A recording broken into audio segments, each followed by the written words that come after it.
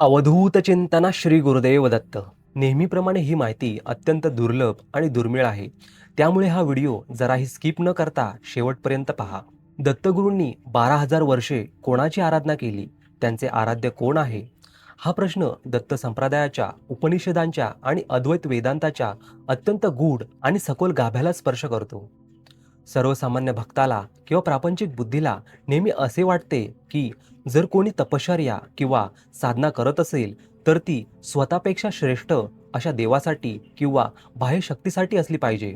परंतु जेव्हा आपण ब्रह्मा, विष्णू आणि महेश या त्रिगुणांचे आणि त्रिदेवांचे एकत्रित मूर्त स्वरूप असलेल्या साक्षात भगवान दत्तात्रेयांच्या तपश्चर्येचा आणि त्यांच्या आराध्याचा विचार करतो, तेव्हा आपल्या मानवी कल्पनेच्या आणि बाह्य भक्तीच्या पलीकडे जाऊन आध्यात्मिक विज्ञानाचा अभ्यास करावा लागतो.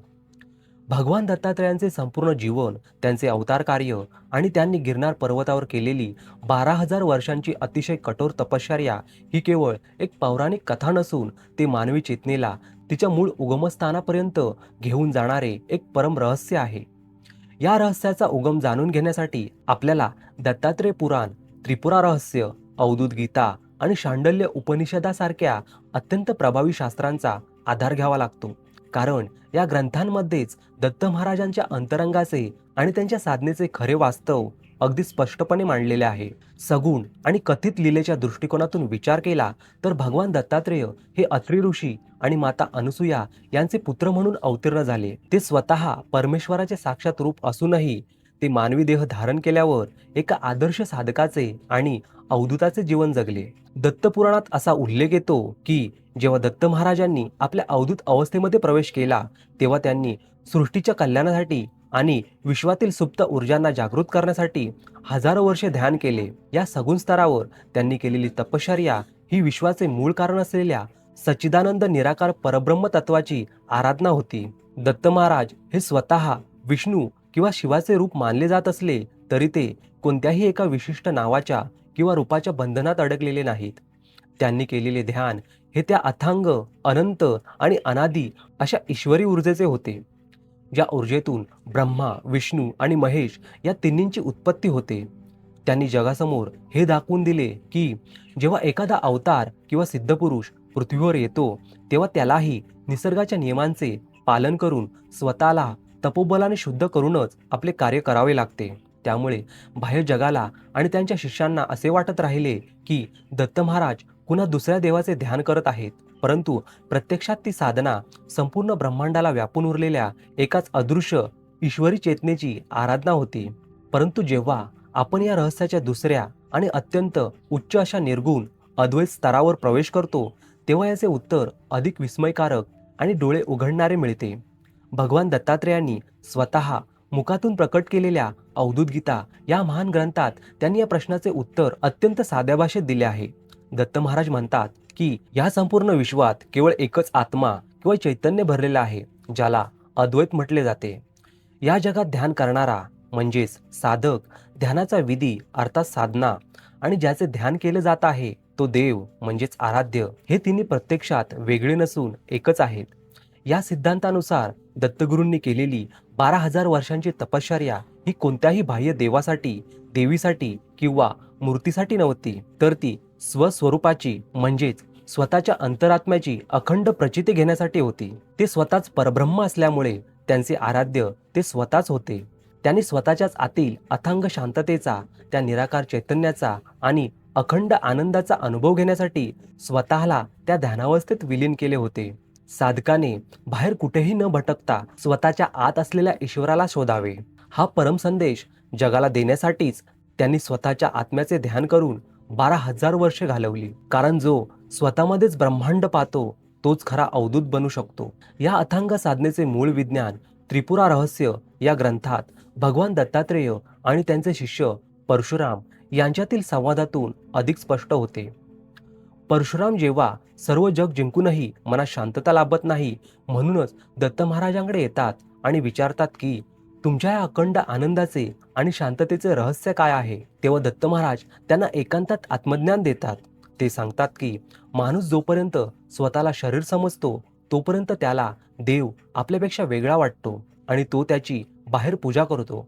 परंतु जेव्हा माणूस अंतर्मुख होतो आणि आपल्या बुद्धीच्या पलीकडे जातो, तेव्हा त्याला समजते की आपल्या आत जो श्वास आणि जी चेतना चालू आहे, ती संपूर्ण विश्वाला चालवणारी मुख्य शक्ती आहे. दत्त महाराजांनी गिरनार पर्वताच्या कड्यांवर बसून नेमकी हीच साक्षीभूत साधना केली होती. त्यांनी आपल्या मनाचा, विचारांचा आणि अहंकाराचा पूर्णपणे लय करून स्वतःला त्या चित्शक्तीमध्ये म्हणजेच शुद्ध जाणीवेमध्ये स्थिर केले होते. त्यामुळेच त्यांची तपश्चर्या ही एका देवाकडून दुसऱ्या देवाची प्रार्थना नव्हती, तर ती एका महासागराने स्वतःच्याच अथांगतेचा आणि खोलीचा घेतलेला एक प्रदीर्घ अनुभव होता. दत्त संप्रदायात भगवान दत्तात्रेयांना गुरूंचे गुरु म्हणजेच आदिगुरु मानले जाते आणि त्यांनी निसर्गातील 24 घटकांना आपले गुरु मानले होते. या गुरूंच्या सिद्धांतावरूनही हे स्पष्ट होते की दत्त महाराजांचे आराध्य कोणतेही एक विशिष्ट मंदिर किंवा मूर्ती नव्हती, तर हा संपूर्ण निसर्ग आणि या निसर्गाच्या कानाकानात दडलेले परब्रह्म हेच त्यांचे खरे आराध्य होते. त्यांनी अग्नीकडून पवित्रता घेतली, वायूकडून अलिप्तता घेतली आणि समुद्राकडून अथांगता घेतली, कारण या सर्व गोष्टींमध्ये त्यांना स्वतःच्याच आत्म्याचा अंश दिसत होता. जेव्हा एखादा साधक या पातळीवर पोचतो, तेव्हा त्याच्यासाठी शत्रू, मित्र, पाप, पुण्य, सुख, दुःख असे सर्व भेद नष्ट होतात आणि त्याला संपूर्ण सृष्टी साक्षात दत्त स्वरूप भासू लागते. दत्त महाराजांनी 12,000 वर्ष केलेली साधना ही याच वैश्विक एकात्मतेची अखंड अनुभूती होती, ज्याद्वारे त्यांनी सिद्ध केले की खरी भक्ती आणि खरी साधना म्हणजे स्वतःच्या अहंकाराला पूर्णपणे भस्म करून त्या परम ईश्वरी तत्वाशी कायमचे एकरूप होणे होय. थोडक्यात आणि अत्यंत प्रखर सत्याच्या भाषेत सांगायचे झाले तर भगवान दत्तात्रेयांचे आराध्य दुसरे तिसरे कोणी नसून ते स्वतःच होते.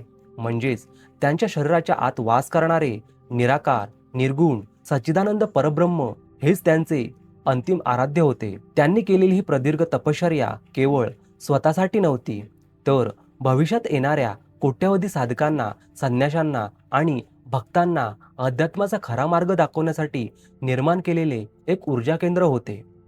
आजही गाणगापूर, औदुंबर आणि गिरनार पर्वतावर साधकांना जी दिव्य शांतता आणि प्रचिती येते, ती दत्त महाराजांनी स्वतःच्या आत्म्याशी संवाद साधून जागृत केलेल्या त्याच 12,000 वर्षांच्या तपोबलाची अमूर्त ऊर्जा आहे. त्यामुळे दत्त महाराजांची खरी उपासना करायची असेल तर बाहेरच्या चमत्कारांच्या मागे न धावता अमरयोगी आणि सिद्धांच्या मार्गाने स्वतःच्या अंतःकरणात डोकावून श्वासाच्या सोहम साधनेद्वारे स्वतःमधील दत्ततत्वाला ओळखणे हाच दत्त महाराजांच्या या 12,000 वर्षांच्या तपश्चर्येचा खरा बोध आणि अंतिम संदेश आहे. भगवान दत्तात्रेयांच्या या 12,000 वर्षांच्या तपश्चर्येचा आणि त्यांच्या आराध्याचा विषय जितका वरवर सोपा वाटतो, तितकाच तो अंतर्मनात उतरल्यावर अधिक अथांग आणि विस्मयकारक बनत जातो. शांडिल्य उपनिषद आणि दत्तात्रेय कल्प यांसारख्या प्राचीन ग्रंथांमध्ये या साधनेचा जो सखोल संदर्भ येतो, त्यानुसार दत्त महाराजांची ही तपश्चर्या केवळ एका जागी बसून डोळे मिटून राहणे एवढीच नव्हती, तर ती पिंड आणि ब्रह्मांड अर्थात मानवी शरीर आणि हे विश्व यांच्यातील अदृश्य ऊर्जावाहिन्यांना एकमेकांशी जोडणारे एक परम गुपित होते. सगुण सृष्टीमध्ये जेव्हा त्रिदेवांचे अंश एकत्रित येऊन दत्तात्रेयांचा अवतार झाला, तेव्हा त्यांच्यासमोर मुख्य कार्य हे होते की माणसाला भौतिक जगाच्या मायेतून मुक्त करून त्याला स्वतःच्या दिव्यत्वाची जाणीव करून देणे. हे कार्य करण्यासाठी त्यांनी स्वतःला एक अत्यंत कठीण परीक्षेमधून नेले, ज्याला योगाच्या भाषेत महाकुंडलिनी योग किंवा सहज समाधी अवस्था म्हटले जाते. दत्तपुराणातील काही गुप्त संकेतांचा अभ्यास केला तर असे दिसून येते की या 12,000 वर्षांच्या कालखंडात दत्त महाराजांनी काळाच्या आणि अवकाशाच्या मर्यादा पूर्णपणे ओलांडल्या होत्या. सामान्य माणसासाठी काळ हा भूत, वर्तमान आणि भविष्य असा चालतो, परंतु दत्त महाराज ज्या ध्यानावस्थेत स्थिर होते त्याला त्रिकाल शून्यता म्हणतात.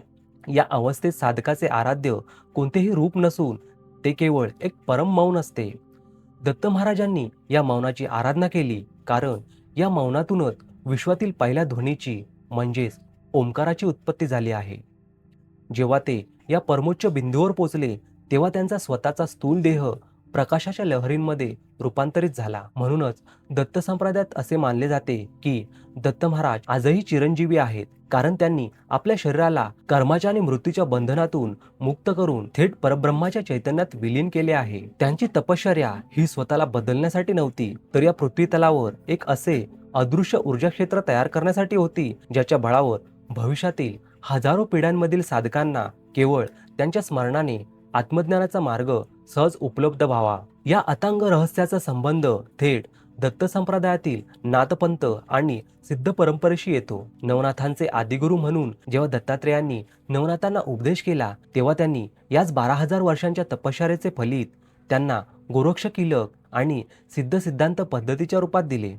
त्यांनी सांगितले की जोपर्यंत साधक बाहेरच्या मूर्तीमध्ये किंवा तीर्थक्षेत्रांमध्ये देव शोधत राहील, तोपर्यंत त्याला केवळ तात्पुरते समाधान मिळेल. पण जेव्हा तो आपल्या प्राणायामाच्या साहाय्याने स्वतःच्या सुषुम्ना नाडीमध्ये प्रवेश करेल आणि मणिपूर चक्रापासून आज्ञाचक्रापर्यंत प्रवास करेल, तेव्हा त्याला समजेल की संपूर्ण त्रैलोक्य त्याच्या स्वतःच्या डोक्याच्या आत अर्थात सहस्रार चक्रात सामावलेले आहे. दत्त महाराजांचे आराध्य हेच सहस्रार चक्रातील अमृताचे कारंजे होते, जिथे आत्मा आणि परमात्मा यांचे कायमचे मिलन होते. त्यांनी जगाला हेच दाखवून दिले की सर्वात मोठे मंदिर हे आपले स्वतःचे शरीर आहे आणि सर्वात मोठा देव हा आपल्या आत असलेला आत्मा आहे. हीच ती खरी आणि सत्य माहिती आहे, जी अनेक शतके गुप्त ठेवली गेली, कारण सर्वसामान्य माणसाला ही अद्वैताची भाषा पचवणे कठीण असते. परंतु निस्सीम दत्तभक्तासाठी हेच अंतिम सत्य आहे की दत्तगुरू हेच आराध्य आहेत आणि त्यांचे आराध्य ते स्वतःच आहेत. तुम्हाला ही माहिती खूपच आवडली आणि उपयुक्त वाटली असेल. तुम्हाला हा व्हिडिओ आवडल्यास या व्हिडिओला लाईक करा आणि अशाच दत्तभक्तीपर उपयुक्त व्हिडिओंसाठी या चॅनलला सबस्क्राईब करा आणि या दत्त परिवाराचे सदस्य व्हा आणि हा व्हिडिओ जास्तीत जास्त भक्तांपर्यंत पोहोचवा, जेणेकरून त्यांनाही याचा लाभ होईल. आणि हो, कमेंटमध्ये अवधूत चिंतना श्री गुरुदेव दत्त असं लिहायला विसरू नका. श्री गुरुदेव दत्त.